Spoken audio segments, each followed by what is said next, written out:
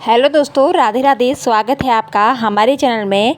आज मैं आपको देने जा रही हूँ कुछ विशेष जानकारियाँ घर की। यह 5 चीज़ें कभी दूसरों को दान में नहीं देना चाहिए। आज हम आपको माँ लक्ष्मी की एक प्राचीन कथा सुनाने जा रहे हैं। इस कथा के माध्यम से आपको पता चल जाएगा कि ऐसी कौन सी 5 चीज़ें हैं जिन्हें माता लक्ष्मी घर से बाहर देने से मना करती हैं। यदि कोई व्यक्ति या महिला उन चीज़ों को अपने घर से दूसरों को दे देती है तो घर में दरिद्रता आ जाती है और माता लक्ष्मी की कृपा उस घर से हट जाती है।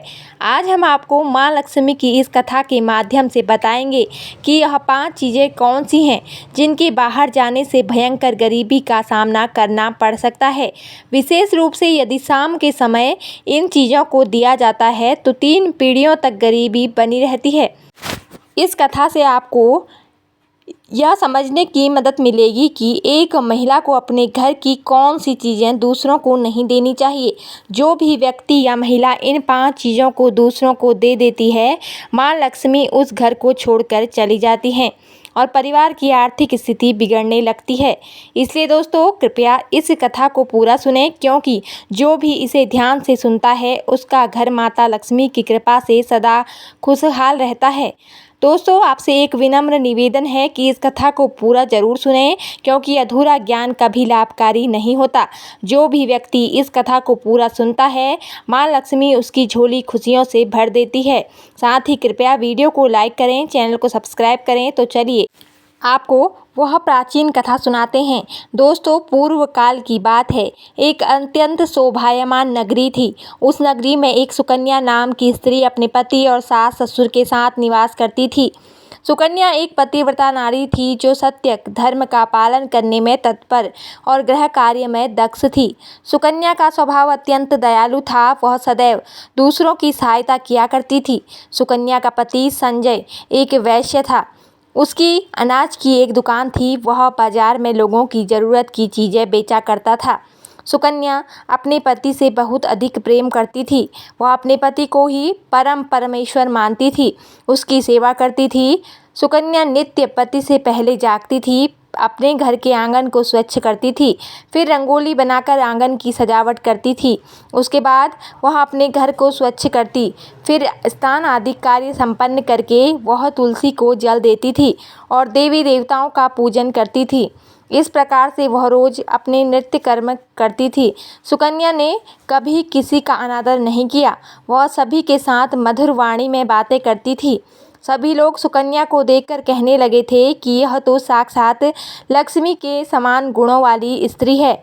यह अपने परिवार का कितने अच्छे से ख्याल रखती है। इसके अलावा सुकन्या दान धर्म करते समय कभी अपने हाथ पीछे नहीं खींचती थी। उसके द्वार पर जो भी याचक आता वह उसे दान दिए बगैर नहीं भेजती थी। उसके द्वार से कोई खाली हाथ नहीं जाता था। जो भी भूखा उसके द्वार पर आता तो वह भरपेट भोजन करके ही लौटता था, जिससे उसके द्वार पर आए हुए सभी याचक अत्यंत प्रसन्न होकर उसे आशीर्वाद देकर लौट जाते थे। इतना ही नहीं, सुकन्या अपने पड़ोसियों की भी सहायता करती थी। उसके पड़ोस में जो भी गरीब और दुखी लोग रहते थे उन्हें भी वह नित्य भोजन दिया करती थी। पड़ोसियों को जो जो चीज़ें लगती सुकन्या बिना विचार किए ही दे दिया करती थी, जिस कारण से सुकन्या के पड़ोसी भी उसका बहुत अधिक सम्मान करते थे। वह कहते थे, आहो, यह सुकन्या तो साक्षात देवी है। देवी साक्षात माता अन्नपूर्णा का स्वरूप है। देवी अन्नपूर्णा ने ही सुकन्या के रूप में जन्म लिया है। लोग जब भी सुकन्या की प्रशंसा करते तो वह सभी उसके विषय में अच्छी बातें ही कहते, लेकिन लोगों की बातें सुनकर भी सुकन्या ने कभी घमंड नहीं किया। वह उन सभी से आदर और सम्मान से ही बातें किया करती थी। फिर एक दिन की बात है, सुकन्या की एक पड़ोसन उसके घर आती है। सुकन्या उसका स्वागत करती है और बड़े प्रेम से उससे कहती है, आज किस कारण से तुम्हारा मेरे घर में आगमन हुआ है। यदि कोई वस्तु चाहिए तो मुझसे मांग लो, मैं तुम्हारी अवश्य मदद करूंगी। सुकन्या की पड़ोसन कहती है, हे सुकन्या बहन, आज मेरे घर पर बहुत से रिश्तेदार आए हैं। उनके लिए मैं भोजन बना रही हूँ, इसलिए मैं तुम्हारे पास रोटी बनाने के लिए चकला, बेलन और तवा मांगने आई हूँ। यदि तुम कुछ समय के लिए मुझे चकला, बेलन और तवा दे दोगी तो बड़ी कृपा होगी। मैं काम को जाने के बाद तुम्हें जल्दी ही लौटा दूंगी। सुकन्या कहती है, हे बहन, इसमें क्या बड़ी बात है। अभी मुझे चकला बेलन की आवश्यकता नहीं है, इसलिए तुम मेरा चकला बेलन और तवा ले जा सकती हो। रुको, मैं अभी तुम्हें लाकर देती हूँ। फिर सुकन्या रसोई घर में जाती है और रसोई घर से चकला बेलन और तवा लाकर उस पड़ोसन को दे देती है। तब पड़ोसन कहती है, हे बहन, तुम्हारा बहुत बहुत धन्यवाद। आज तुमने मेरा काम सफल कर दिया। मैं अपने मेहमानों को भोजन कराकर तुम्हारा चकला बेलन जल्दी से लौटा देती हूँ। सुकन्या कहती है, हे बहन, चिंता की कोई बात नहीं है। जब तुम्हारा कार्य पूर्ण हो जाएगा तब तुम मुझे लौटा देना। फिर वह पड़ोसन सुकन्या का चकला बेलन और तवा लेकर चली जाती है। कुछ समय बाद अन्य एक स्त्री सुकन्या के घर आती है। सुकन्या उसका भी प्रेम से स्वागत करती है और पूछती है, संकोच न करो और बताओ तुम्हें मुझसे क्या चाहिए, मैं तुम्हारी मदद जरूर करूँगी। तब वह स्त्री कहती है, हे बहन, मेरे घर में बहुत गंदगी हो गई है और मेरे घर को साफ करने के लिए मेरे पास कुछ भी नहीं है, इसलिए मैं तुम्हारे पास झाड़ू मांगने के लिए आई हूँ। यदि तुम्हें कोई समस्या ना हो तो कृपा करके मुझे अपने घर की झाड़ू दे दो। मैं अपना घर साफ करके तुम्हें झाड़ू लौटा दूंगी। सुकन्या बिना विचार किए ही कहती है, बहन, बस झाड़ू ही तो है, इसमें क्या समस्या हो सकती है। तुम रुको, अभी मैं तुम्हें अपने घर की झाड़ू लाकर देती हूँ।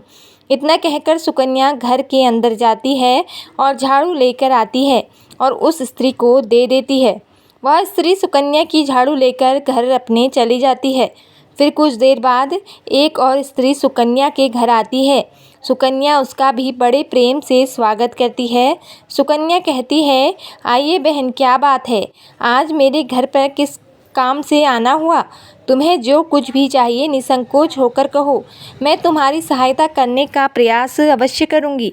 तब वह स्त्री कहती है, बहन, तुम बड़ी दयालु हो। मैंने तुम्हारे बारे में बहुत सुना है और तुम सभी की मदद करती रहती हो, इसलिए मैं तुम्हारे पास एक छोटी सी मदद मांगने के लिए आई हूँ। सुकन्या कहती है, बहन, संकोच न करो, तुम्हें जो कुछ भी चाहिए मांग लो। यदि मेरे पास होगा तो मैं मना नहीं करूँगी, मैं तुम्हारी सहायता ज़रूर करूँगी। तब वह स्त्री कहती है, हे सुकन्या बहन, आज मेरी बेटी को देखने के लिए लड़के वाले आ रहे हैं, इसलिए मैं चिंता में हूँ। मेरे पास पहनने के लिए एक भी गहना नहीं है, तो मैं अपनी बेटी को क्या दूं? उसके पास पहनने के लिए अच्छे वस्त्र भी नहीं हैं, इसलिए कृपा करके मुझे अपना थोड़े गहने और वस्त्र उधार में दे दो। केवल एक दिन के लिए, जब लड़के वाले देखकर चले जाएंगे तो मैं तुम्हारे गहने लौटा दूंगी। उस पड़ोसन की बात सुनकर सुकन्या कहती है, बस इतनी सी बात। बहन, तुम चिंता मत करो, तुम्हारी पुत्री मेरी छोटी बहन की जैसी है, उसकी सहायता मैं अवश्य करूँगी। मैं अभी तुम्हें मेरे गहने और साड़ी देती हूँ, जिसे पहनकर तुम्हारी पुत्री राजकुमारी लगेगी। फिर सुकन्या अंदर गहने जाती है, गहने और साड़ियाँ लेकर आती है और उस पड़ोसन को दे देती है। वह पड़ोसन खुश होकर सुकन्या के गहने और साड़ी लेकर चली जाती है। फिर शाम हो जाती है और एक अन्य पड़ोसन सुकन्या के घर आती है। सुकन्या उसका भी बड़े प्रेम से स्वागत करती है और कहती है, बताओ मैं तुम्हारी किस प्रकार से सहायता कर सकती हूँ। तुम्हें जो कुछ चाहिए निसंकोच होकर कहो, मैं तुम्हारी मदद ज़रूर करूँगी। वह पड़ोसन कहती है, सुकन्या बहन, तुम बड़ी दयालु हो और तुम सभी की मदद भी करती हो, इसलिए मैं तुम्हारे पास आई हूँ। मेरा बच्चा भूखा है और उसे पिलाने के लिए दूध नहीं है, इसलिए मैं तुम्हारे पास दूध मांगने के लिए आई थी। अगर थोड़ा सा दूध मिल जाता तो बड़ी कृपा होती। सुकन्या कहती है, अरे बहन, इसमें कौन सी बड़ी बात है, लो अभी मैं तुम्हें दूध दे देती हूँ। सुकन्या रसोई घर में जाती है और थोड़ा सा दूध लेकर आती है और उस पड़ोसन को दे देती है। वह पड़ोसन प्रसन्नता से उस दूध को लेकर चली जाती है। इस प्रकार से सुकन्या अपने सभी पड़ोसियों की मदद कर देती है और प्रसन्न होकर घर का काम करने में लग जाती है। फिर रात होते ही उसका पति घर पर लौट जाता है। सुकन्या अपने पति को प्रणाम करती है और उसकी खूब सेवा करती है। रात को दोनों पति पत्नी आनंद से सो जाते हैं। फिर दूसरे दिन जागते हैं तो उन्हें एक बहुत ही बुरी खबर कानों पर पड़ती है। एक आदमी दौड़ते हुए सुकन्या के घर आता है और सुकन्या के पति से कहता है, भाई कल रात को किसी ने आपकी दुकान लूट ली है, सारा माल गायब है। सुकन्या का पति एकदम से घबरा जाता है और दौड़ते हुए अपनी दुकान पर जाता है तो देखता है उसका सारा माल किसी ने लूट लिया है। वह देखता है कि उसके दुकान में रखा हुआ सारा धन भी चोरी हो गया है। वह दुखी और निराश होकर घर पर लौटता है और सुकन्या को सारी बात बता देता है, जिसे सुनकर सुकन्या बहुत दुखी हो जाती है। सुकन्या कहती है, आप चिंता मत कीजिए, हमारे घर में भी अभी बहुत सारा धन रखा हुआ है जिसे आप फिर से व्यापार शुरू कर सकते हैं। फिर सुकन्या अपने घर की तिजोरी में देखती है तो वह भी पूरी तरह खाली दिखाई देती है। उसके अंदर का भी सारा माल अब चोरी हो चुका था। यह देखकर सुकन्या बहुत दुखी हो जाती है। उसे समझ में नहीं आता कि यह कैसे हुआ। सुकन्या का पति उस पर बहुत क्रोधित हो जाता है और पूछता है, सुकन्या सच सच बताओ, हमारे घर के अंदर रखा हुआ सारा पैसा कहाँ गया? सुकन्या कहती है, हे स्वामी, मैं घर पर ही थी, सारा धन तिजोरी में ही था, किसने इसे चुरा लिया पता नहीं। कृपया आप शांत हो जाइए, हम कोई ना कोई उपाय जरूर ढूंढ लेंगे। सुकन्या का पति कहता है, यह जो तुम दूसरे लोगों को घर पर बुलाकर खिलाती हो, अनजान लोगों को घर में बुलाती हो, उसी का फल है। यह उन्हीं में से किसी ने हमारे घर का सारा पैसा चुरा लिया है। क्रोध में आकर सुकन्या का पति उसे भला बुरा कहता है। सुकन्या की सास भी उसे बेवजह कोसती है और कहती है, तुम ही पड़ोसियों को घर की चीज़ें देती रहती हो, बिना सोचे किसी की भी मदद कर देती हो। उन्हीं में से किसी ने सारा पैसा चुरा लिया होगा। घर के सभी लोग सुकन्या को भला बुरा कहने लगते हैं। फिर सुकन्या अपने पति को दिलासा देते हुए कहती है, हे स्वामी, मैंने मेरे कुछ गहने हमारी पड़ोसन को दिए हैं, मैं उसके पास से गहने लेकर वापस आती हूँ। फिर सुकन्या उस गरीब पड़ोसन के घर जाती है तो देखती है उसके घर पर कोई नहीं होता है। वह स्त्री भी घर छोड़कर सुकन्या के गहने लेकर भाग गई होती है। सुकन्या निराश होकर घर पर लौटी और अपने पति को सारी बात बता देती है। सुकन्या की बात सुनकर उसका पति आग बबूला हो जाता है और सुकन्या को भला बुरा कहने लगता है। सुकन्या का पति कहता है, सुकन्या तुम बड़ी मूर्ख हो, तुम्हारे ही कारण हमारा सारा धन वैभव चला गया है। तुम्हारे दान देने की आदत के कारण ही हमारे ऊपर यह मुसीबत आन पड़ी है। अब तू इस घर में नहीं रह सकती, तू अभी इस क्षण इस घर को छोड़कर चली जा। सुकन्या कहती है, हे स्वामी, आपके सिवा मेरा इस दुनिया में कौन है, मैं आपको छोड़कर कहाँ जाऊँ। सुकन्या का पति कहता है, तू कहीं पर भी जा, लेकिन अब इस घर में तू नहीं रह सकती। तेरे ही कारण मेरा सब कुछ बर्बाद हो गया है। तू इस घर में रहेगी तो बचा हुआ सब कुछ नष्ट हो जाएगा।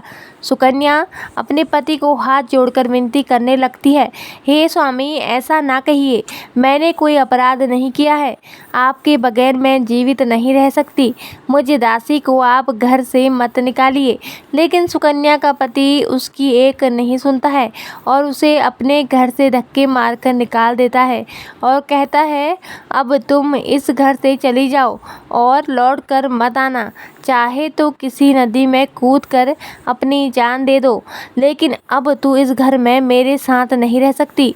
फिर सुकन्या दुखी होकर रोते हुए अपने पति के घर को छोड़कर चली जाती है। चलते चलते सुकन्या माता लक्ष्मी के मंदिर में जाती है और माँ लक्ष्मी से प्रार्थना करते हुए कहती है, जो मेरी ऐसी दशा हुई है, हे माँ लक्ष्मी, मैं तो नित्य आपकी पूजा करती थी, फिर भी आपने मेरा घर क्यों छोड़ा?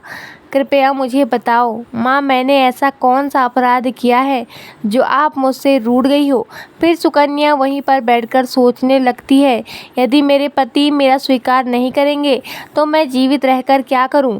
यदि मेरे ही कारण मेरे पति की दुर्दशा हुई है तो मुझे जीवित रहने का कोई अधिकार नहीं है। इतना सोचकर सुकन्या अपने प्राण देने के लिए नदी की तरफ जाने लगती है। नदी के पास जाकर सुकन्या माता लक्ष्मी से प्रार्थना करती है, हे माता, अब मैं अपने प्राण देने जा रही हूँ। यदि मेरे द्वारा तुम्हारी पूजा में कोई कमी रह गई हो तो मुझे माफ़ करो। मैं अपने पति के बगैर जीवित नहीं रह सकती, इसलिए अब मैं इस नदी में कूदकर अपने प्राण दे दूंगी। इतना कहकर सुकन्या नदी में कूदने ही वाली होती है कि माता साक्षात लक्ष्मी उसे स्थान पर प्रकट हो जाती है। माँ लक्ष्मी सुकन्या से कहती है, रुक जाओ सुकन्या, रुक जाओ पुत्री, तुम यह क्या कर रही हो? सुकन्या आंखें खोलकर देखती है कि साक्षात माता लक्ष्मी उसके सामने खड़ी है। माँ लक्ष्मी के दर्शन करके सुकन्या बहुत प्रसन्न हो जाती है और माँ को बारंबार नमस्कार करते हुए कहती है, हे माँ लक्ष्मी, मुझे क्षमा करो, मैं बहुत बड़ा पाप करने जा रही थी। देवी लक्ष्मी कहती हैं, हे सुकन्या, मनुष्य को स्वयं अपने प्राण नहीं लेने चाहिए, यह महापाप है। ईश्वर ने जो शरीर प्रदान किया है उसे ऐसे नष्ट नहीं करना चाहिए। सुकन्या कहती है, हे माँ, मैं विवश हूँ, मेरे पति ने मेरा त्याग किया है और स्त्री को अपने पति को छोड़कर नहीं रहना चाहिए। मैं अपने पति को छोड़कर जीवित नहीं रह सकती, इसी कारण से अपने प्राण देने जा रही हूँ।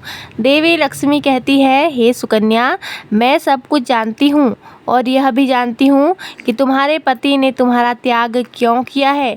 यह सब तुम्हारी ही भूल के कारण हुआ है। तुमने अनजाने में कुछ ऐसा चीज़ों का दान किया था जिस कारण से मुझे तुम्हारा घर छोड़कर जाना पड़ा। जो भी स्त्री अपने घर के इन चीज़ों को दूसरों को दे देती है उनके घर में मेरा वास नहीं होता है। मैं उन वस्तुओं के साथ ही उनका घर छोड़कर चली जाती हूँ। तब सुकन्या कहती है, हे माता, ऐसी कौन सी वस्तुएं हैं, कृपया आप मुझे बताइए। देवी लक्ष्मी कहती है, हे पुत्री, अब तुम ध्यान से सुनो, मैं तुम्हें उन चीज़ों के बारे में बताती हूँ जो किसी भी स्त्री को दूसरों को नहीं देनी चाहिए। इन चीज़ों का दान करने पर मैं उस घर को छोड़कर चली जाती हूँ। हे सुकन्या, सबसे पहली वस्तु है चकला बेलन और तवा। किसी भी स्त्री को अपने घर का चकला बेलन और तवा कभी दूसरे को नहीं देना चाहिए। रसोई घर में इन वस्तुओं का महत्व सबसे अधिक होता है। इन वस्तुओं की पवित्रता सदैव ही बनी रहनी चाहिए। इन्हीं वस्तुओं से भगवान विष्णु को प्रसाद बनाया जाता है और तवे पर बनी पहली रोटी भी गाय को खिलाई जाती है। इसलिए इन वस्तुओं को हमेशा स्वच्छ और शुद्ध रखना चाहिए। दूसरों को देने पर यह अपवित्र हो सकती हैं और फिर इनका उपयोग करना अशुभ फल प्रदान कर सकता है। इसलिए सुकन्या, तुमने अपने रसोई घर के चकला बेलन और तवा अपनी पड़ोसन को देकर पहली सबसे बड़ी भूल की है। आगे माता लक्ष्मी कहती हैं, हे सुकन्या, अब तुम दूसरी वस्तु के विषय में सुनो। तुमने अपनी पड़ोसन को अपने घर में रखी हुई झाड़ू ही दे दी, जिस वस्तु में मेरा सदैव वास होता है, जो वस्तु मुझे सबसे अधिक प्रिय है, तुमने उसे ही दूसरे को दे दिया, तो फिर मैं तुम्हारे घर में कैसे ठहरती? हे सुकन्या, जो स्त्री अपने घर की झाड़ू दूसरों को दे देती है, मैं उसके घर को त्याग देती हूँ। झाड़ू से घर की स्वच्छता की जाती है और जहाँ स्वच्छता होती है उसी स्थान पर मेरा वास होता है। ध्यान में रखना सुकन्या, घर में झाड़ू को हमेशा छुपा कर रखना चाहिए। झाड़ू पर बाहरी व्यक्ति की दृष्टि भी नहीं पड़नी चाहिए। झाड़ू एक अत्यंत पवित्र वस्तु है, इसे पैर नहीं लगाना चाहिए। माँ लक्ष्मी कहती हैं, हे सुकन्या, अब तुम तीसरी वस्तु के विषय में सुनो, जो एक स्त्री को कभी दूसरों को नहीं देना चाहिए। वह वस्तु है आभूषण। एक स्त्री को अपने आभूषण कभी अन्य महिला को नहीं देने चाहिए। मैं सदैव ही आभूषणों में वास करती हूँ। स्त्री के 16 श्रृंगार में गहनों को बहुत महत्व है। एक विवाहित स्त्री को अपने आभूषण कभी अन्य स्त्री को पहनने के लिए नहीं देना चाहिए। जो स्त्री अपने आभूषण अन्य स्त्रियों को देती है उसके जीवन में दुर्भाग्य आता है। हे सुकन्या, अब मैं तुम्हें चौथी वस्तु के विषय में बताती हूँ। किसी भी मनुष्य को शाम हो जाने के बाद कभी सफ़ेद रंग की वस्तुओं का दान नहीं करना चाहिए, किंतु तुमने शाम के समय दूध का दान किया था। शाम को दूध का दान करने से जीवन में दरिद्रता आती है। शाम को सफ़ेद रंग की चीज़ें दान देने से मनुष्य के जीवन में कंगाली आती है। तो दोस्तों, यह थी कुछ 5 चीज़ें जो कभी भी दूसरों को दान में नहीं देनी चाहिए, जिससे आ सकती है भयंकर गरीबी। तो दोस्तों, हमेशा इस बात का ध्यान रखें। इसी के साथ हमारी कथा समाप्त होती है। आपको यह कथा एवं जानकारी कैसी लगी, कृपया कमेंट करके ज़रूर बताएं और ऐसी आध्यात्मिक और ज्ञानवर्धक कहानियाँ सुनने के लिए हमारे चैनल को सब्सक्राइब जरूर करें। धन्यवाद। जय माता दी।